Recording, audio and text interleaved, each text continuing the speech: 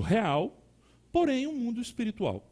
Se nós tivéssemos olhos para enxergar por trás daquilo que nós estamos vendo aqui, por trás dessa cena, se a gente de alguma maneira, se as cortinas se abrissem para a gente enxergar essa realidade espiritual que cercou o nascimento de Jesus e a vida de Jesus, o que é que nós veríamos? A minha intenção hoje é falar justamente sobre isso. E nós vamos recorrer a um livro da Bíblia, que é o livro onde essa realidade é apresentada para a gente, que é o livro do Apocalipse. Aliás, vocês sabem o que significa a palavra Apocalipse? Essa é uma palavra grega. É uma palavra que vem da língua grega, uma transliteração, apocalipsis. E ela, ao contrário do que muita gente pensa, não significa fim do mundo. Não é esse o significado da palavra apocalipse. A palavra apocalipse significa, pelo contrário, revelar. Ou seja, a ideia do apocalipse é tirar a cortina, abrir a cortina que impede da gente ver aquilo que está por trás. Ou seja, o livro do Apocalipse leva a gente para ver a realidade como Deus vê. Ou seja, ele vê por cima, ele vê do alto. Como Deus enxerga a nossa realidade? Porque é diferente. As realidades são diferentes. Né? Alguém já disse assim, né, que o conceito de tempo depende muito, por exemplo, de qual lado da porta do banheiro você está. Não é verdade? Dizem isso. Se você está do lado de fora, o tempo para você é um. Se você está do lado de dentro, o tempo é outro. Então, eu diria que, usando esse exemplo meio tosco, mas o Apocalipse nos ajuda a enxergar por trás do véu, por trás das cortinas. Ele tira o véu das coisas. E aí a gente chega no capítulo 12, e é um capítulo que tem uma história extremamente surreal, mas eu gostaria de colocar porque essa linguagem que o Apocalipse usa é a linguagem típica de um gênero literário chamado apocalíptica, em que são usados uma série de recursos extraordinários, imagens, animais, bestas, uma série de recursos para trazer realce na mensagem que está sendo dita. Então, preste atenção o que diz Apocalipse 12. Por quê? Porque em Apocalipse 12 nós podemos ter um vislumbre daquilo que no mundo espiritual estava acontecendo ali quando Jesus nasceu. Vamos dar uma olhadinha? Então, se você precisa de uma Bíblia, o texto está aqui, mas se você precisa de uma Bíblia, faz um sinalzinho com a mão, nossa equipe de recepção pode te ajudar aqui e fornecer Bíblias para quem não tiver, tá? É só fazer um sinalzinho. Apocalipse capítulo 12, a partir do versículo 1. Veja o que diz. Não se desespere antes da gente terminar, tá? Apareceu no céu um sinal extraordinário. Uma mulher vestida do sol, com a lua debaixo dos seus pés e uma coroa de 12 estrelas sobre a cabeça. Ela estava grávida e gritava de dor, pois estava para dar à luz. Então apareceu no céu outro sinal. Um enorme dragão vermelho, com 7 cabeças e 10 chifres, tendo sobre as cabeças 7 coroas.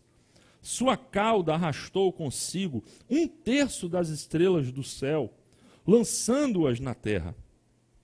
O dragão colocou-se diante da mulher que estava para dar à luz, para devorar o seu filho no momento em que nascesse. Ela deu à luz um filho, um homem que governará todas as nações com cetro de ferro. Seu filho foi arrebatado para junto de Deus e de seu trono. A mulher fugiu para o deserto, para um lugar que lhe havia sido preparado por Deus, para que ali a sustentassem durante 1260 dias. Houve então uma guerra nos céus.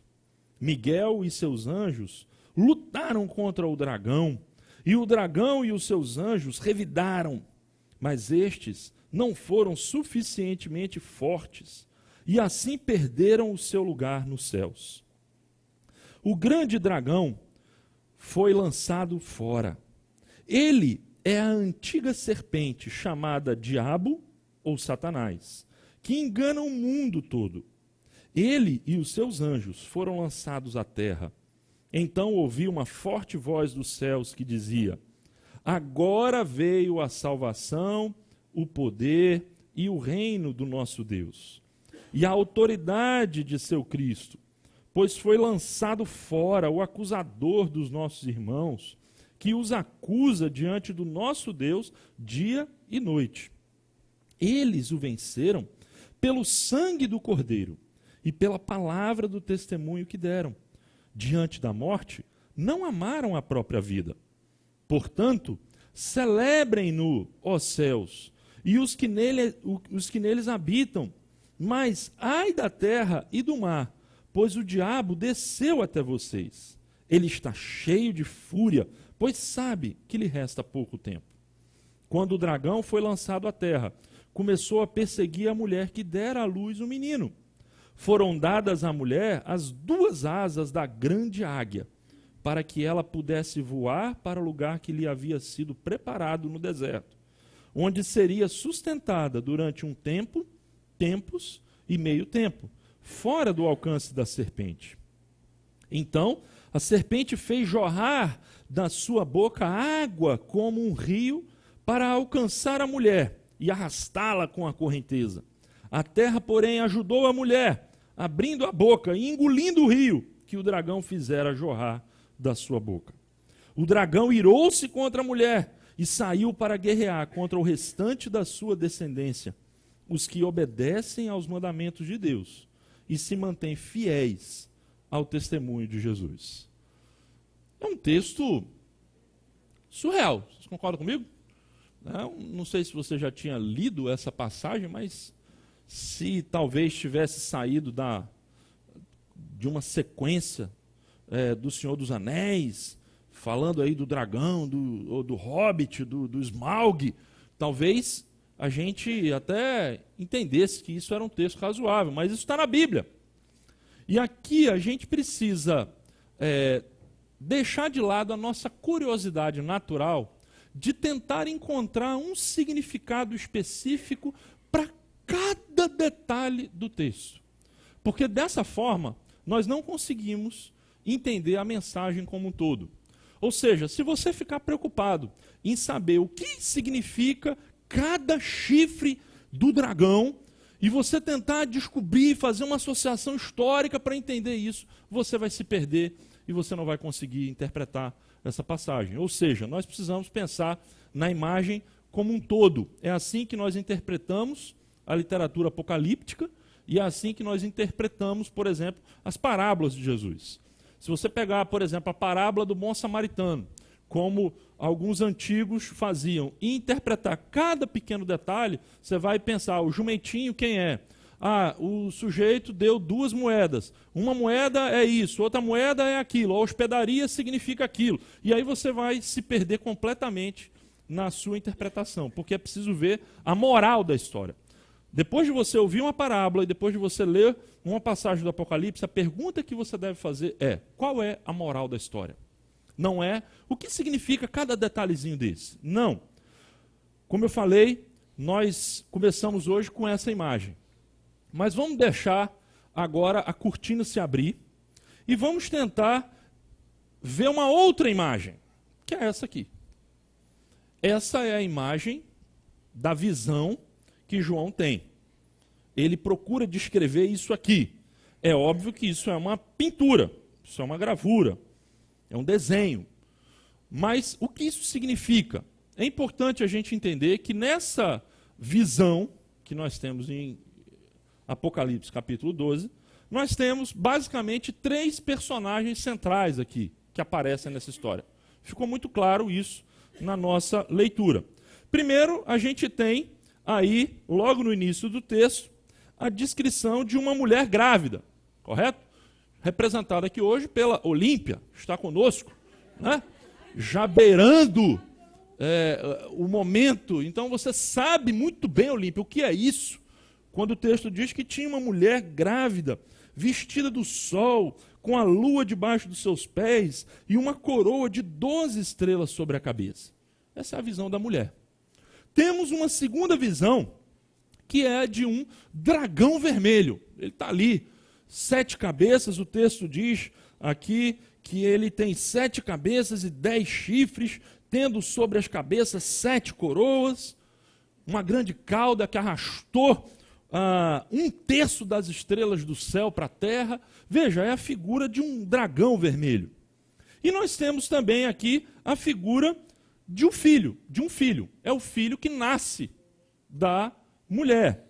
A narrativa é muito simples. A mulher está ali pronta para dar à luz o filho. E o dragão está postos para devorar o filho na hora que a mulher der à luz. Só que o filho nasce e o dragão não consegue capturar e devorar o filho. O filho é arrebatado aos céus. O filho escapa das garras do dragão. E aí a mulher então foge para o deserto porque o dragão vai atrás dela. Basicamente a história é essa que nós lemos aqui. É muito simples.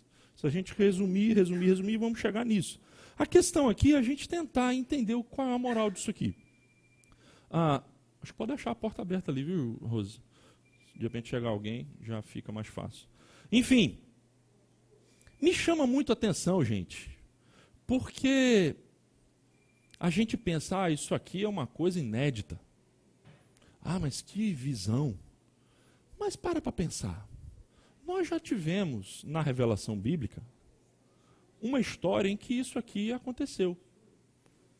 Em que nós tínhamos esses 3 elementos. Até porque o texto vai dizer claramente que este dragão aqui é a antiga serpente do paraíso.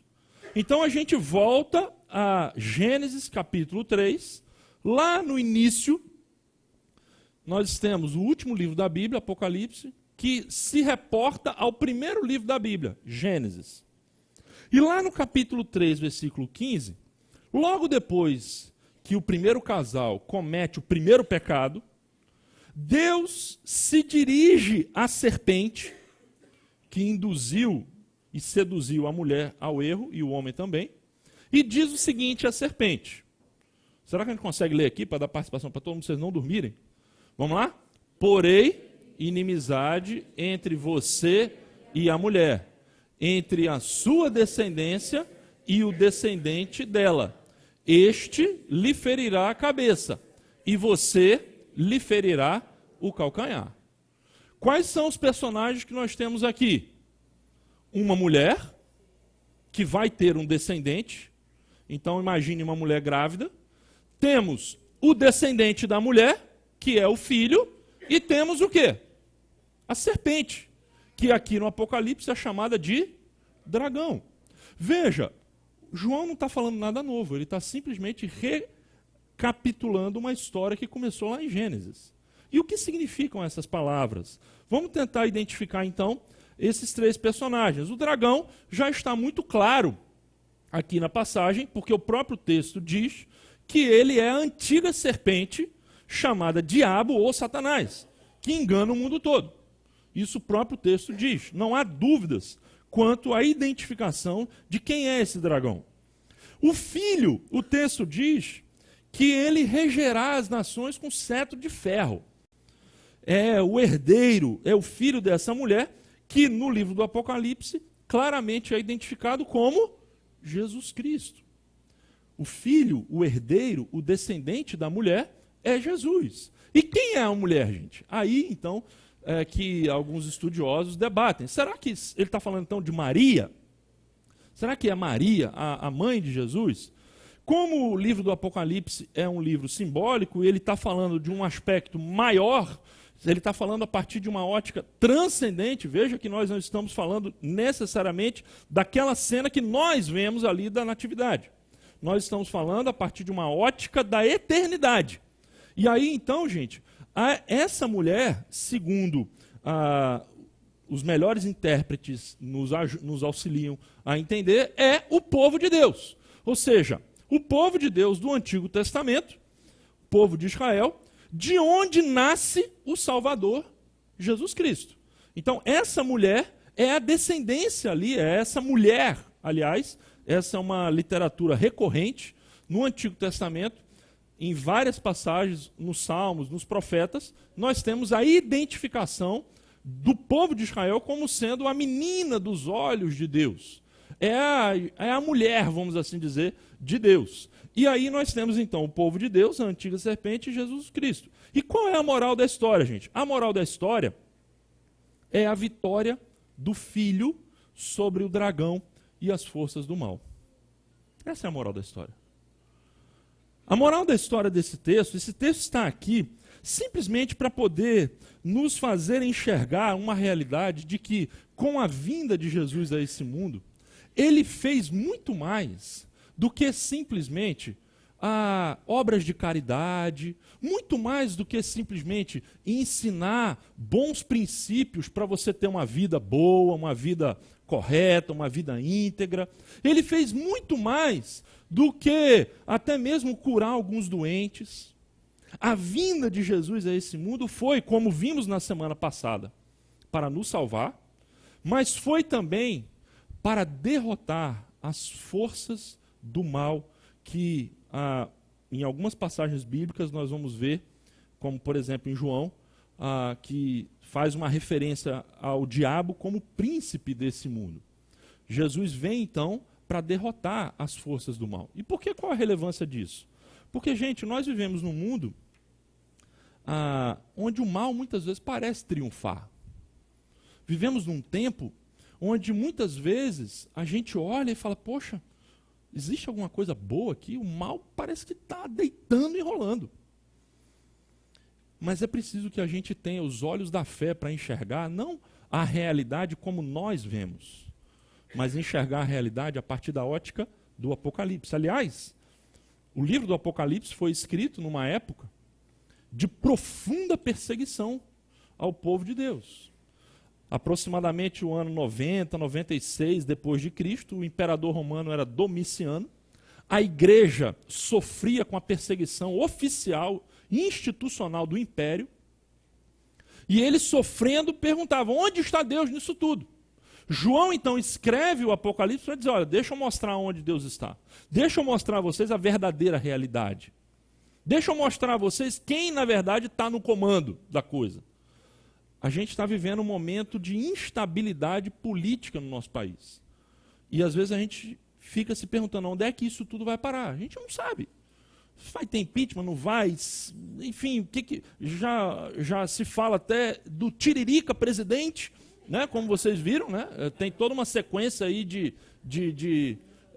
poder, né? Que coloca o tiririca no quarto na escala do poder no Brasil. Mas seria interessante, né? Então, o tiririca presidente. Já imaginou o brasileiro ser representado pelo tiririca?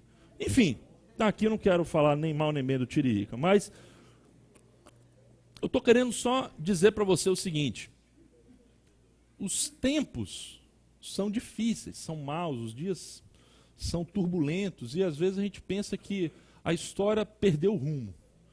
Mas eu queria encorajar você a acreditar do fundo do seu coração naquilo que o livro do Apocalipse está dizendo.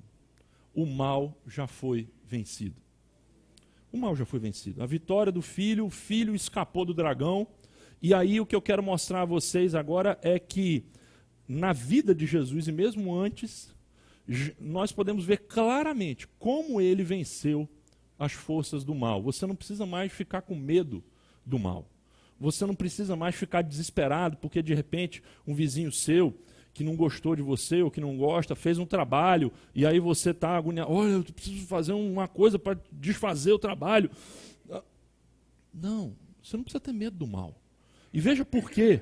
Eu vou mostrar a você 6 etapas da vitória de Jesus sobre as forças do mal, conforme nós aprendemos aqui. A primeira etapa é o que a gente chama de predição. No próprio texto que nós já lemos, de Gênesis, nós encontramos aqui claramente a informação de que o descendente da mulher viria para quê? para pisar e derrotar quem? A serpente. Ou seja, desde Gênesis, nós já temos a predição de que Jesus viria a esse mundo e que o que ele faria seria destruir as obras do mal. Isso já está desde o livro de Gênesis, gente. E por todo o Antigo Testamento a gente tem profecias e mais profecias falando sobre esse aspecto da vinda do Messias, de Cristo, do que ele viria para fazer. E aí você diz, mas será que ele fez isso? Bom, vemos então uma segunda etapa, que a gente vai chamar aqui de curas e exorcismos. Você já se perguntou por que Jesus curava doentes e alguns casos de doentes que estavam possessos de demônios? E por que Jesus libertava pessoas dos demônios? Por que isso? Tudo isso, gente, quando aparece no Novo Testamento, é uma evidência clara de que Jesus tem poder sobre as forças do mal. E já no ministério dele, ele já exercia esse poder por meio desse ministério de curas e de exorcismos.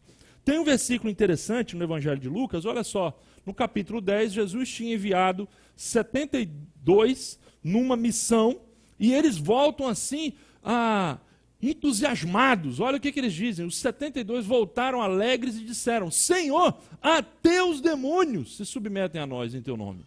Ele respondeu, eu vi Satanás caindo do céu como um relâmpago.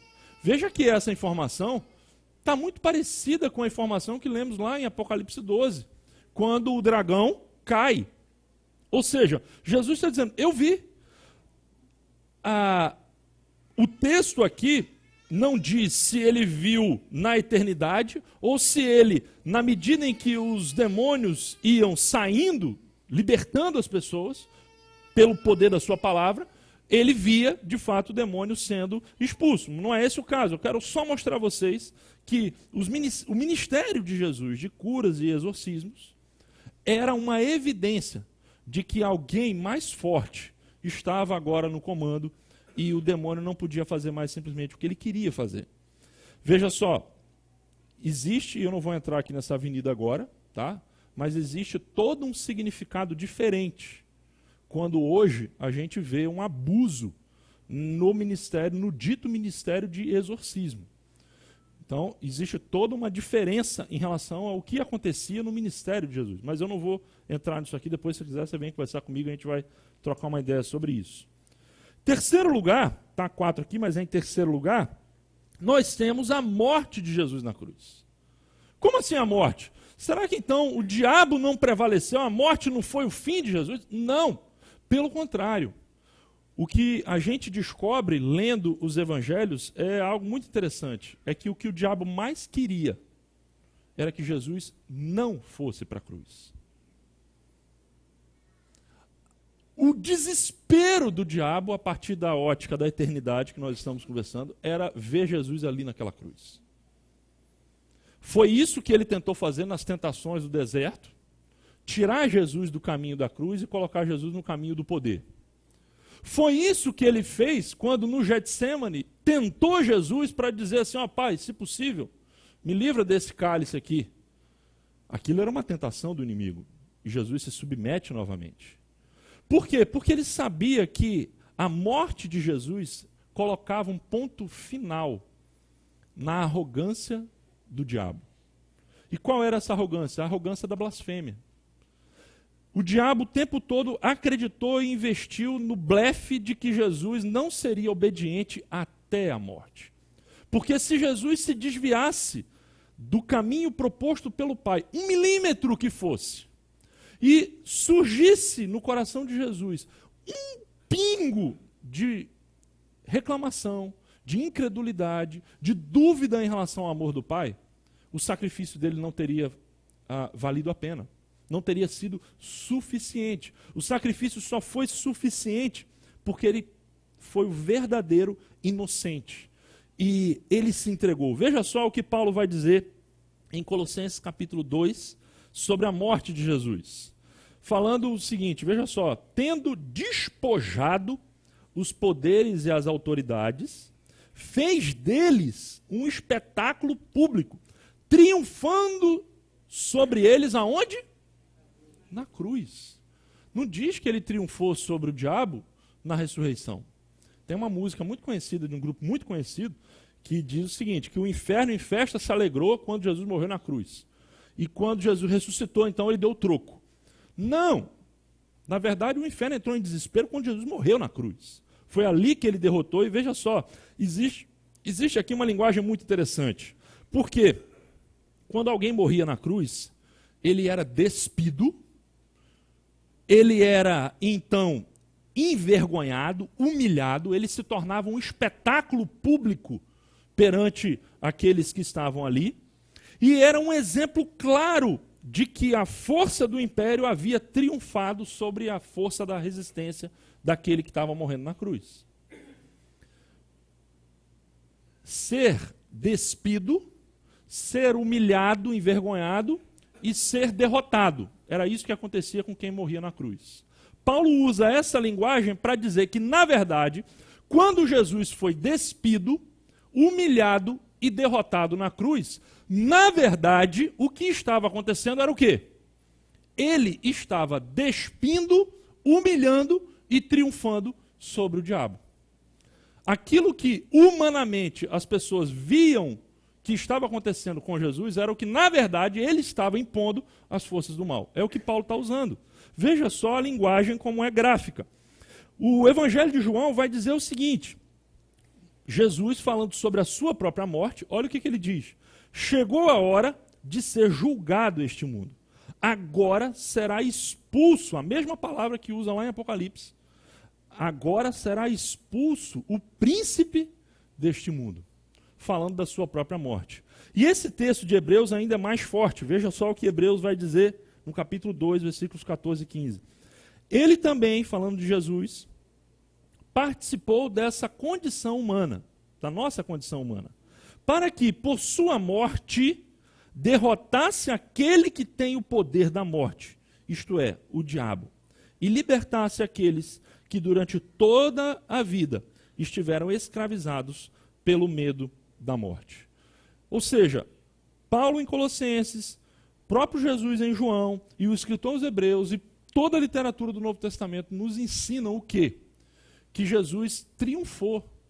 Se você também pudesse tirar a cortina, e tem um livro que é muito bacana, já está esgotado, é um livro do Rubem Amorese, chamado Meta-História, em que tem um capítulo que ele fala justamente sobre isso. Ele tenta reconstruir o que é um cenário espiritual de Jesus pendurado na cruz. O que as pessoas viam e se nós pudéssemos ver o que estava acontecendo na dimensão espiritual. E é muito interessante a abordagem que ele faz, porque é a mesma coisa do nascimento de Jesus. Jesus ali, coitadinho, indefeso, sendo ameaçado. Eu imagino ali, naquela cena do Natal, Maria com Jesus, todo o desespero que a Olímpia vai passar, tendo seu primeiro filho, a primeira tosse, já liga para o pediatra, e olha que Maria não tinha pediatra para ligar, certo? Não tinha remédio para tomar. Quando engasgava, já ficava no desespero, não sabia se ia botar para rotar, se não botava, se tinha leite no peito, se não tinha. Veja, você quer o exemplo da fragilidade. O que é fragilidade humana? É um bebê recém-nascido. Dá até medo de pegar um bebê recém-nascido. Porque você acha que vai quebrar na sua mão. Se você deixar um bebê recém-nascido ali, talvez em menos de um dia ele morre, sozinho. Gente, a fragilidade de Jesus, gente, nasceu assim. A fragilidade absoluta. Mas do ponto de vista espiritual, você imagina que era a força absoluta. É um grande paradoxo, nós entendemos. Mas é o que nós cremos. Por quê? Porque ninguém veio a esse mundo como Jesus veio. Então, com a sua morte, ele derrota. Sendo derrotado, ele impõe a derrota às forças do mal. E em quinto lugar agora, aí trocou, né? Quinto lugar agora, nós temos a ressurreição de Jesus. Então se Jesus derrotou as forças do mal com a sua morte, ele não precisava nem ressuscitar. Claro que precisava. Por quê? Como é que nós íamos ter a certeza de que aquilo que ele fez, derrotando as forças do mal, morrendo, foi validado e surtiu efeito, foi eficaz? Veja o que a pregação apostólica em Atos vai dizer, Deus o ressuscitou dos mortos. Vamos colocar aqui para vocês verem. Atos capítulo 2. Deus o ressuscitou dos mortos, rompendo os laços da morte, porque era impossível que a morte o retivesse. Eu fico pensando nesse versículo. Veja só, Deus o ressuscitou dos mortos, rompendo os laços da morte. Por quê? Porque era impossível que a morte o retivesse. Você sabe que Jesus foi enterrado num túmulo emprestado. Foi num túmulo de um sujeito chamado José de Arimateia. Correto? Meu pai está ali porque ele fica me vigiando nesses erros que eu falo. Mas, enfim, Jesus morreu num túmulo emprestado. E aí, um dia, alguém estava questionando isso. Poxa, será que o Rei dos Reis não tinha condição nem de ter um túmulo, um funeral digno, morrer numa sepultura dele própria? E aí, um dia, essa pessoa perguntou, o pastor que estava falando sobre essa questão, e ele falou o seguinte: rapaz, para que ele ia ter um túmulo dele se ele só ia passar 2 dias lá? Rapaz? Podia ser um emprestado. Não precisava ser dele, entendeu? Era só para passar 2 dias. Então foi só para ficar ali rapidinho e sair. Então, é só uma brincadeira, mas enfim, a ressurreição de Jesus mostra o poder de Jesus e o fato de que não há ninguém como ele. Quando ele ressuscita no coração da igreja, no coração dos discípulos que estavam com medo, desesperados, achando que no final, veja, na dimensão espiritual, tanto Deus como os anjos já sabiam que Jesus tinha derrotado o diabo. Mas os discípulos que ficaram ali, como nós, e que não tínhamos acesso a essa revelação, a essa visão espiritual, como os discípulos estavam depois da morte de Jesus? O texto diz que eles estavam absolutamente desesperados, desencantados. Eles falaram: olha, o sonho acabou. O mestre morreu. Não há mais esperança. O mal triunfou. O império mostrou a sua força. Tudo aquilo que ele mostrou foi por água abaixo. A maior evidência do desespero dos discípulos é a figura de Pedro. O que Pedro faz logo depois da ressurreição de Jesus, da morte de Jesus? Vocês lembram? Voltou a pescar. Ele falou: olha, Jesus me chamou para transformar o mundo, mas o sonho acabou, então eu vou voltar para fazer o que eu fazia antes. Eu não tenho mais esperança. Quando Jesus ressuscita, gente, é como se ele estivesse mostrando: olha, vocês pensam que o mal triunfou, mas eu estou aqui para mostrar que não. Isso é muito significativo, gente. Por quê? Porque hoje nós também, muitas vezes, só olhamos para a realidade da morte. A gente só olha para a realidade do caos. Por quê? Porque é isso que a televisão mostra para a gente. Você vai esperar o quê? Que o Jornal Nacional coloque uma manchete: o mal está sendo acuado pelas forças do Senhor Jesus Jeová. Vocês acham que ele vai botar uma manchete como essa? Ele não vai. Ele vai mostrar a realidade visível, mas ele não mostra a realidade invisível. E muitas vezes nós, que somos cristãos e que precisamos viver pela fé, acreditando na realidade do invisível, ficamos desesperados. O mal triunfou, os dias são horríveis, não tem mais esperança para o mundo. Gente, nós vivemos com a maior notícia que já houve na história do universo. Jesus ressuscitou. Essa é a realidade que você e eu precisamos acreditar. Não há impossível, não há mal que domine sobre essa realidade. Então a vitória de Jesus é evidenciada, é mostrada, é manifestada por meio da sua ressurreição. Agora, tem uma próxima etapa, caminhando já para o fim. E aqui eu queria chamar a sua atenção, que é o testemunho da igreja. Quando a igreja é fiel no seu testemunho de Jesus, ela está fazendo com que o mal seja cada vez mais exposto à sua própria derrota. O que eu quero mostrar, o que eu quero dizer? No livro, no texto que nós lemos em Apocalipse, lá no capítulo 12, quando fala daquela guerra que teve entre Miguel e os seus anjos e os anjos do dragão, e aí eles derrubaram, vem o cântico da vitória, e nesse cântico da vitória, olha o que tem escrito: eles o venceram pelo sangue do Cordeiro e pela palavra do testemunho que deram, pois diante da morte não amaram a própria vida. Ou seja, Jesus, o sangue do Cordeiro, pela sua morte, Jesus derrotou o dragão. Mas o texto do Apocalipse diz que eles o venceram não apenas pelo sangue do Cordeiro, mas pelo sangue do Cordeiro e pela palavra de testemunho que deram. Ou seja, quando você é fiel ao testemunho de Jesus e você encarna a vida de Jesus na sua vida, o que acontece? As forças do mal são acuadas. Existe um linguajar bem pentecostal que é usado em pactos aí de carnaval, eventos de evangelismo em massa, né, que o pessoal fala, vamos saquear o inferno. Né? É uma linguagem bem pentecostal que é usada. Né? Mas, se você for parar para pensar, toda vez que a igreja é fiel no seu testemunho, o nome de Jesus é glorificado, a vida de Jesus é manifestada, o que está acontecendo? O inferno está sendo saqueado. Porque você está tirando as pessoas cativas de lá. Converter-se a Cristo, gente, não é só uma mudança simplesmente de consciência. Converter-se a Cristo é uma mudança de senhorio. É uma mudança das trevas para a luz. Você era cativo ao diabo e ao pecado. E agora você se torna cativo do próprio Cristo. Na verdade, liberto em Cristo. Então, o testemunho da igreja contribui, de alguma maneira, para que essa vitória de Jesus se consolide. Eu gosto de um exemplo muito interessante que foi dado, um exemplo histórico. Quando as forças aliadas conquistaram a guerra, eles terminaram a guerra, conta-se que havia uma ilha no Pacífico, dominada pelos japoneses, e havia ali um campo onde os prisioneiros, né, estavam presos, e eles eram deixados lá como tipo exilados, ficavam lá nessa ilha. E conta-se que, acho que 20 ou 30 anos depois da guerra, descobriram essa ilha. E chegaram lá e viram que os caras ainda não sabiam que a guerra tinha acabado.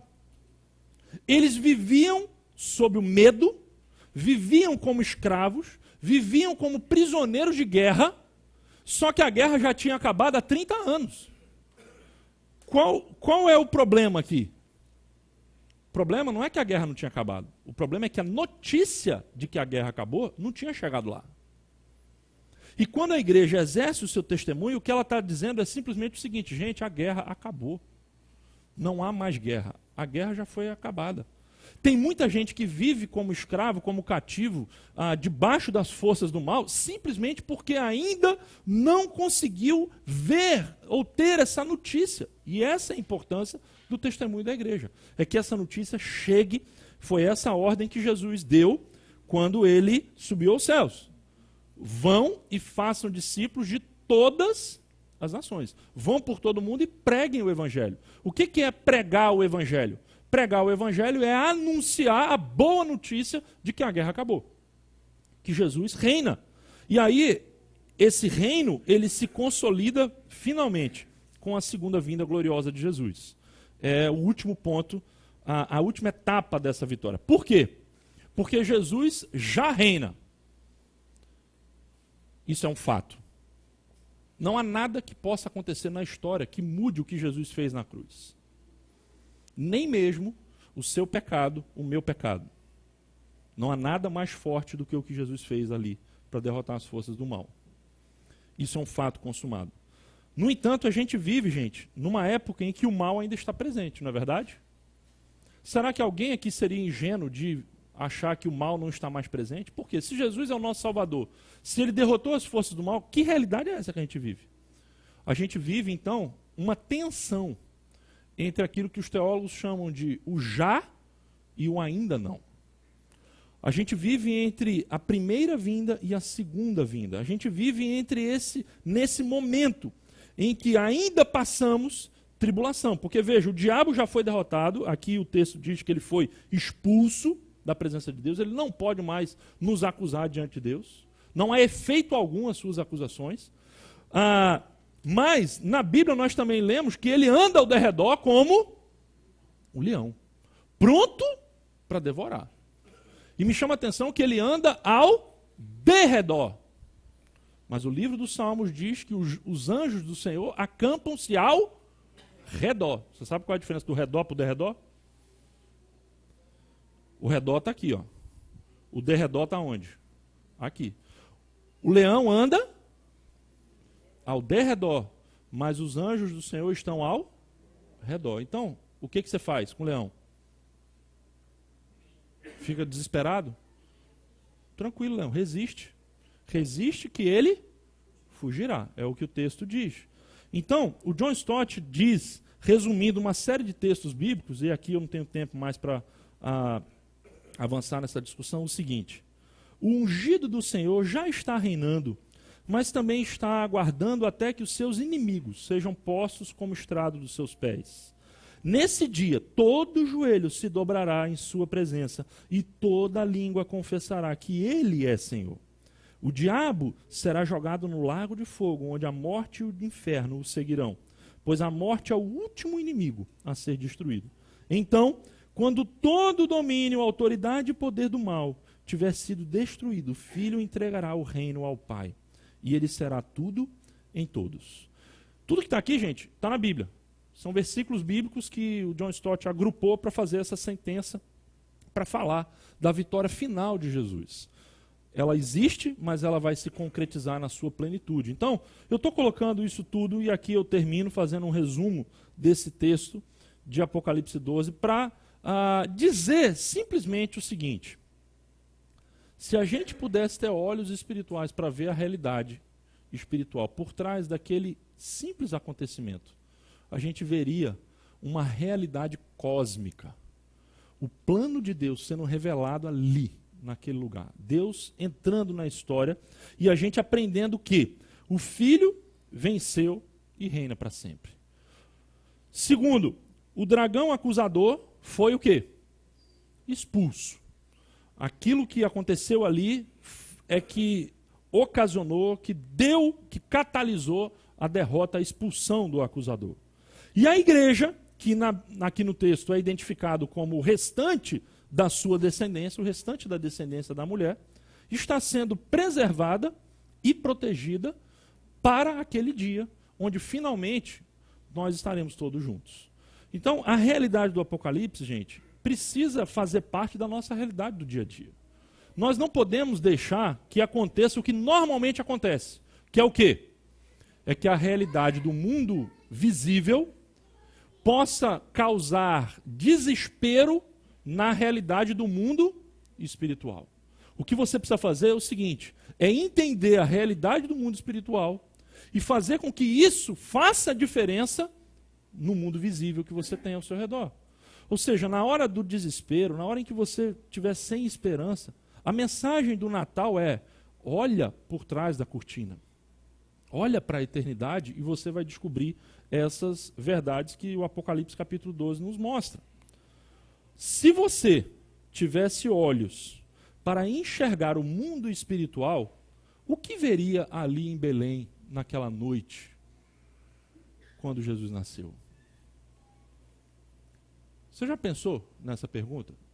Se você tivesse olhos para enxergar o mundo espiritual, o que você veria ali? Eu quero dar uma sugestão do que eu veria ali. Vamos dar uma olhadinha nesse vídeo. É uma adaptação de uma mensagem de um pregador americano de uma igreja de negros. Eu teria aqui até o som original dele pregando, que é aquela melodia, né? Aquela pregação em forma de canto, que é bem típica das igrejas negras americanas, mas eu resolvi colocar a versão dublada. Então, vamos dar uma olhadinha aqui. O que talvez nós pudéssemos enxergar naquela noite no mundo espiritual. O que é revelado por trás da cortina. Vamos dar uma olhadinha?